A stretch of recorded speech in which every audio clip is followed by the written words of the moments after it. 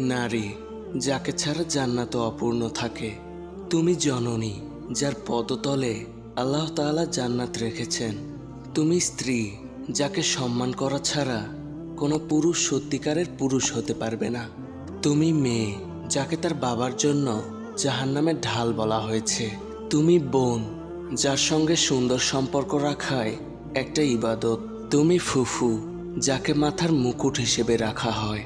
তুমি খালা যার সম্পর্কে মহানবী সাল্লাল্লাহু আলাইহি ওয়াসাল্লাম বলেছেন, খালা হলো মায়েরই মতন। তুমি প্রতিবেশী যাকে রক্ষা করা নিজের মর্যাদা হিসেবে দেখা হয়।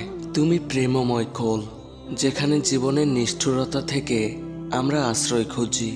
তুমি কাঁধ কত কোমল, তবুও যার উপর আমরা জীবনের কঠিন ভার অর্পণ করি। তুমি সেই নরম খুঁটি, জীবনের ঝড়ঝাপটা যেটাকে অবলম্বন করে আমরা বেঁচে থাকি। তুমি পুরুষের জননী, মহানায়কের কোল। তুমি কখনোই বাঁকা হার নও, নও কোনো দুর্বল শকুরুন সৃষ্টি।